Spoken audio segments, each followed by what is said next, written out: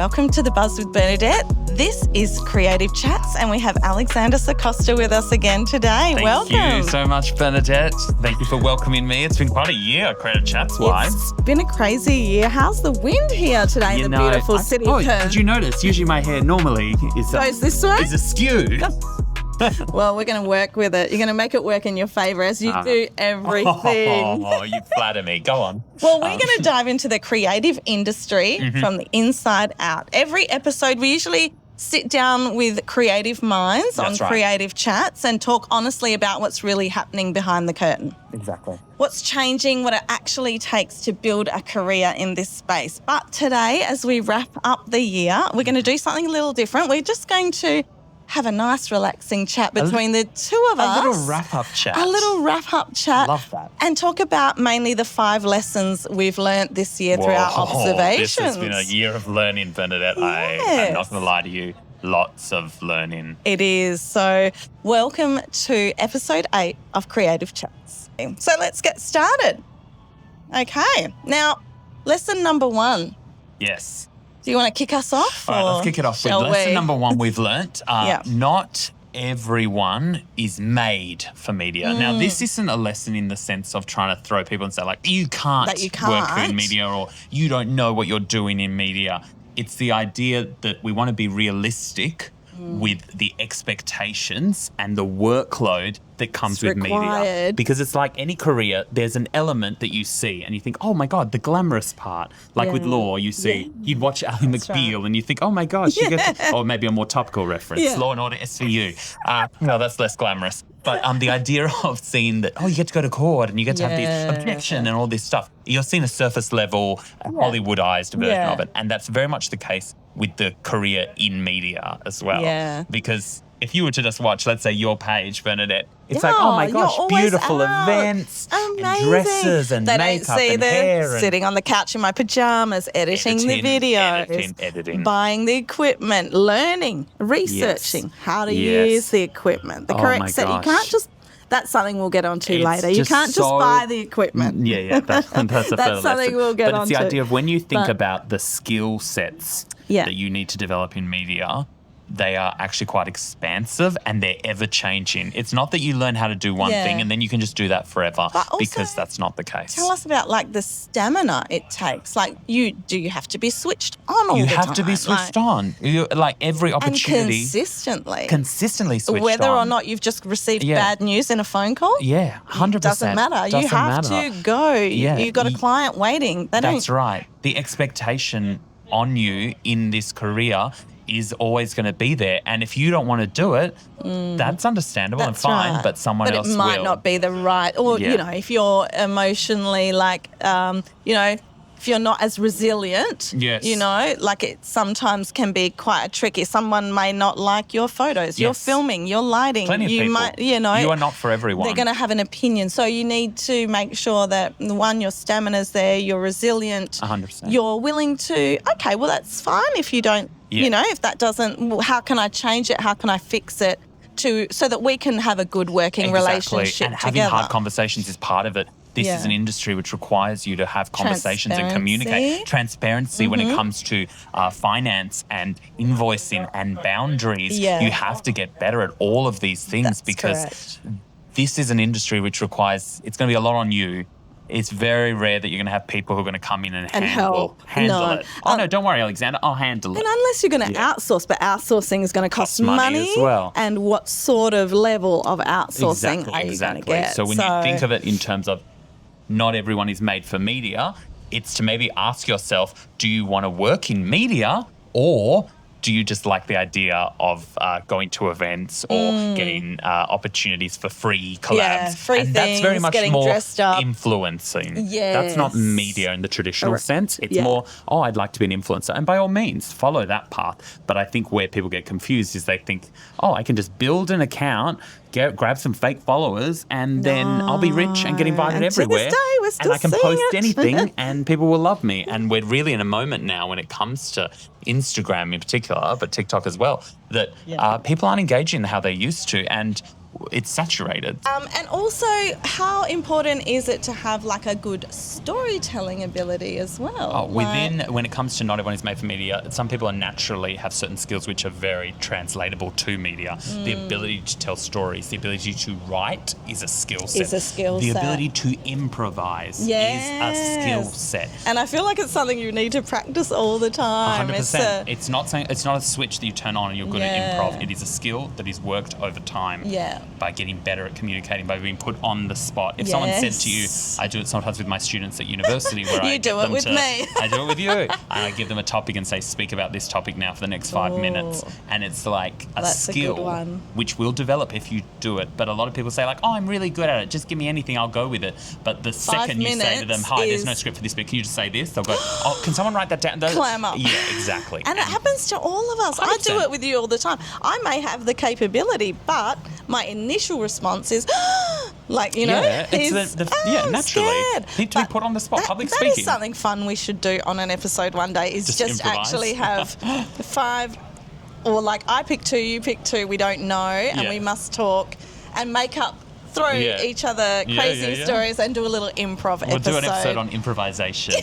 the off-cue skill that in and of itself is not really something you can sell, but is so valuable across the board. It is. Because even watching you MC the other day, and it was a 2-hour event, and you had to fill in big gaps. Yes. And I was watching and saying, is that something I could do? I know it's a skill I could develop, but it is not. I don't think 90% of people have it. No. It's definitely what sets you apart. In my experience working with a lot of people in media, both in legacy and new, I've rarely met people who are able to just go with it. A lot of people have required full scripting. Yeah, exactly. All right, let's move on to number 2. All right. Okay, here's an important one. Now, this is not a judgment. No, this is it's not a judgment. A lesson we have learned. Owning a camera doesn't make you a photographer. Let's say that again. Owning a camera or any piece of equipment in media doesn't make you that. Yeah. So a lot of times people will think, once I buy a mic, then I'm a presenter. Then I can do Once I get a light, then I can do food photography. Exactly. Once I buy a Canon, then I can take photos. Yeah. And you've got to remember, just because you have a car doesn't mean you know how to drive it. Yeah, that's exactly right. Exactly. Like we said, there's so much that goes along with it. You need to learn, and hours of research, hours of how do the settings work, hours of how do the mics work, you know, what sort of gain do I have to put them on, this and that. What's the best brand for me? Stabilization, Adobe Lightroom to adjust the colors post-editing. All of these factors are skills, once again, that need to be learned. And I think sometimes people think, if I just buy that, then I'll get that. And it's not the case. There is a skill set behind all of these things. Exactly. But I don't know. I worry sometimes people think, if I just buy what they're using. But I think when you start out, because when I started, I was also thinking along those lines, I'll get a Canon, I'll get this. And I've got multiple Canons. Yes. But it's a matter of whether you sit down and put the work in, or finding actually the piece of equipment that suits you. You at your current skill level and developing that. And if you want to learn photography, then go and actually learn photography. Teach yourself YouTube videos, tutorials. Go out there, take photos, if you're get more better by doing. Wanting to be a content creator, then that's fine. Then you can stick to get the best iPhone, get the best Samsung. Learning about phone settings, learning about how to get the best shots. Get an Action Pro camera or something. Like if you're into sports, like find what 100%. Niche suits you. Yeah, look at the creators online. There's so many fantastic creators, and see what they're doing and how you kind of compare in terms of that attention to detail and level of quality that they're putting out there. Yeah, and once you start to see different people's videos and the quality, I find myself now watching really good creators and going, the standard is so high. Look how crisp, look how sharp. I want that. Yeah, the standard is high now, because there's a lot of people in the space, which is fantastic, because what it does is it forces us all to step up, which is a good thing. Yeah, I know, it's great. The more people running, the faster we all become as runners. Change is good, and we need to embrace it. Embrace it. Okay, now this is one of your favourite sayings, number 3. Number 3, here we go. I've said this a lot to a lot of clients and to a lot of people. Ready? 1, 2, 3. Instagram is not magic. I abbreviated it. Is not magic. It's not magic. Magic. It you is not say it so many times. Magic. It's like, even if you're a business owner. Yes. You make a new flavoured donut. We're going to Amazing. post it. We're going to sell out. Yeah. It's not going to happen. It's not going to happen. Don't enter into using digital and new media with the guise that it is magical. It is like any form of traditional advertising in its development. And so many people think if I get a viral reel, it will change my life. And it will not. No. That is not the case. You must be consistent over time, building a community. What is key now more than ever is community. Yeah. Focusing on connecting individually to your client base. Do not expect 100 people to connect to you. You connect to 100 people. And so many people now will be like, I don't know, we'll invite all these influencers to this thing and that'll help it get the awareness. Will it? Will it?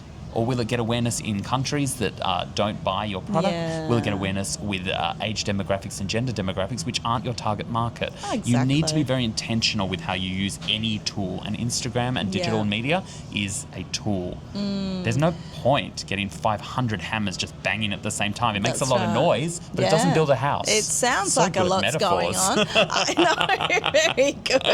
It sounds like a lot's going on, but put that research, we've said that before as well, put that research into those creators or whatever you're going to get into your store, shop front. Yes. And make sure that they've got the demographic you're looking for. That they've got the engagement you're looking for. Ask questions. When you meet with a creator in any capacity on any platform, ask to see their insights in person. You ask them to take their phone out and show you their insights immediately. I want to see reach. I want to see age demographic. I want to see location. I want to see past reels. I want to see everything because you are spending your money on a marketing strategy, and it needs to be with someone who is the best suited to you. That's not saying that they can't create content for you if they're not posting on their own page, but if they are selling their page, you need to know. If your demographic is 30 to 50 women, middle-aged women, then you could not possibly get a guy whose demographic is gym bros, 17 to 25. Correct. So it is well within your rights as a business owner to ask the questions. And they'll show you. If they Let's even have a look at your stories. How many views are you getting? How many people are engaging? Yeah. What are the click-throughs on the links you're putting up? Let's just ask the question because you want to work with the client to get them better results. So you will show them and say, let's try this and see if it works. It's not guaranteeing results, but it is about being transparent. And I think that's where a lot of people fall down now because we know you can literally go on a website right now and pay $10, 5,000 views on a reel.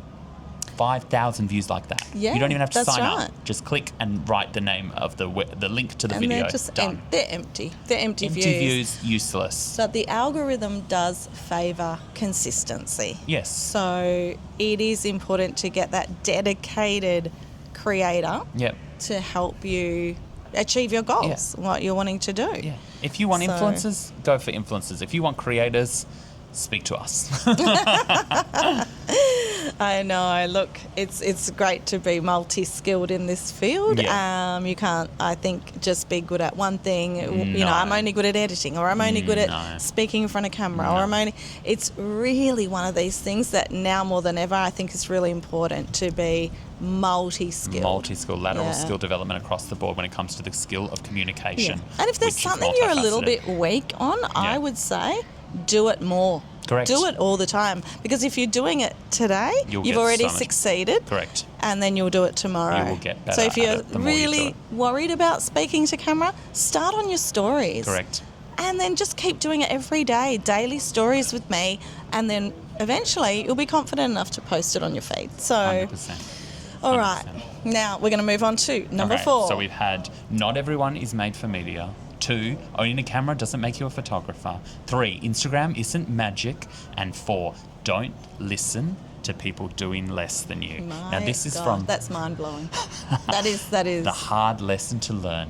There's going to be a lot of people in media, lateral fields, mentors, non-mentors, who are going to come with their ideas of what you should do. You should do this. You should do that. You shouldn't do this. You shouldn't do that. If you listen to every single person, you will do nothing. And they've often achieved a lot less. A lot less. They're more judgmental, the ones that have achieved a lot less than what you're currently doing. Yeah. So ask yourself, is that because you can respect the advice of people if they are doing what you want to do. Yeah. If I see someone who is emceeing internationally, I'm going to respect their advice because they're doing the thing that I am progressing towards myself. Yeah. But if I see someone who never MCs telling me how to MC, I'm going to be like, you're entitled to your opinion. I didn't ask for it. And I don't think I'll take based off the fact that you don't come from any background in performance or MCing. So that's right. It's sort of just your opinion, which is fine, but I didn't ask for that. That's right, exactly. And once again, resilience comes into play because it's kind of like, thank you so much.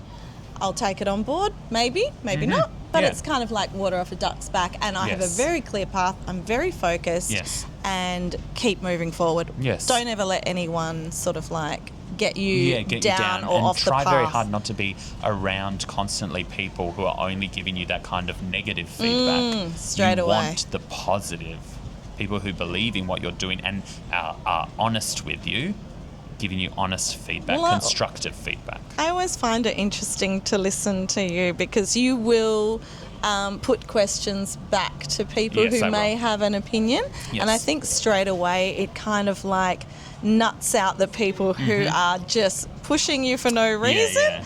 And you'll ask questions like, and how much experience have you had in that field of whatever, say photography? And they'll be like, I've never picked up a camera in my life or something like that. And I think through a few intelligent questions, you can sort of like, you can, and it's not about trying to catch people out or throw it back at them, but it is about holding your own in your skill set. Yeah. And it happened to me the other day, I think 2 days ago, someone said to me, you're very different in your MC style. Right. And I don't know whether that was meant as a slight, but I said to them, thank you. It's actually been one of the biggest reasons why I've been booked so much, because I bring difference. Like, difference is unique. That's what we want. We don't want to be cookie cutter. Yeah, what's the other thing? You're very the same? That's not a compliment. Yeah, you're very the same. I like the way you work. I like how you're vanilla. Same. Yeah. I really love the vanilla. You're very beige / vanilla. Yeah, you're my favourite. It. It's like you almost weren't there. And that's what I loved most about your emceeing. So we're only going to take advice from people with proven results. Proven results, proven track record, and who are aspiring to more. Yeah. Be surrounded by people who aspire to more, who dream big. I don't want to be around who dreams small. Stay here. We want to keep going. Yeah, dream big in the metaphorical sense and the physical sense. Yeah. To be the best versions of themselves and in turn the best version of yourself. Yeah, exactly. And that's why with my closest friends, I'm the most direct with them because I know what they are capable of and I will not let them sit at the settle point and be like, I feel like I've done enough. I'm like, no, you haven't. Yeah, you can do more. I know when to push. I think that's really good, and it's really important to have friends like that because you shouldn't want to settle. Yes. You should want more for yourself. The friends who, when you're not in the room, will talk you up. Yes. Those are gold and rare. Very rare. Very rare. Very rare. Okay, we're going to get to our final point now. Our final lesson for the year. Merry Christmas. Do not call me an influencer. Don't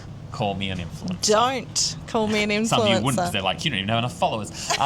But in this space, it is very quickly and easy to be painted with one brush. The new media space, as we shift towards just being called media, there won't be legacy and new, it'll just be media. We're all media now. Yeah. And the idea of trying to call someone an influencer is to put them in a box. To be like, you're an influencer. So, and to me, that word has a certain pejorative sense. It's a negative.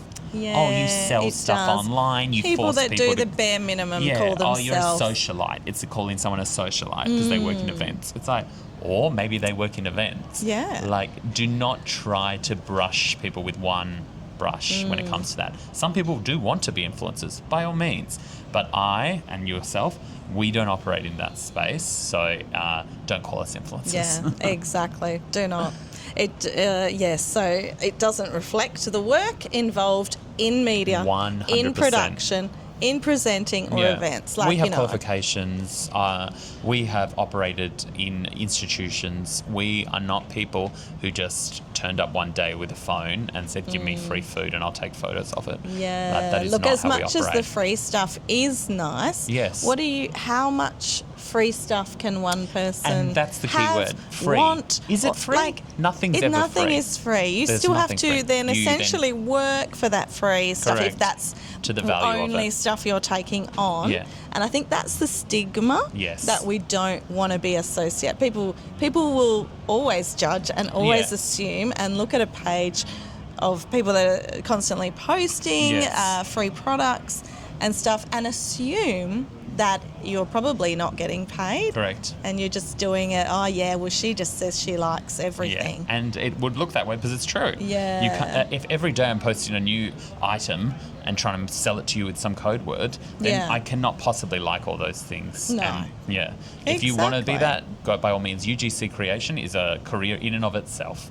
But when it comes to working in media, I think that's very much a more established pathway than just selling hoodies on Instagram. That's well, I think for you and me, like I operate my Instagram or whichever platform you want to say, and you operate the same way. It's like our personal business. Exactly. It's a channel through which it's a we portfolio, get a digital paid portfolio. several different, for several different roles and that we showcase carry those out. roles on the and platform. we showcase. We are on Instagram. We are not from Not Instagram. from if Instagram shuts down Instagram. tomorrow, we're still doing all the same things. Yeah, exactly. We've got our websites. We've got our email lists. We've got our events. And I think now more than ever, even though this is not a lesson, but email is gold. Email is gold. If everything's shut down tomorrow, it's the only way of communication I think that we will have. Correct. So I think we've been very productive and very informative a very productive year today in the beautiful Elizabeth Quay behind us, City of Perth. Yes. So it's been a pleasure chatting with you to close the year out. Oh my gosh, our last creative chat for the year. We're going to do a couple more next year. I think so. Who creative knows? Chats. There could be a TV show in the works. There could be lots of stuff. What is it? Don't make me say too much. Yeah, we tease like super huge stuff coming up and be like I can't tell you about coming. it. I've signed NDAs. Something big is coming. It's huge. And then you never see another thing. Yeah. And then our page is just shut down forever. Creative Chats goes downhill. Whatever happened to those two? Big in 25. Look out for 26. Big. Thanks a lot, Alexander. Thank you, Bernadette. It was a pleasure.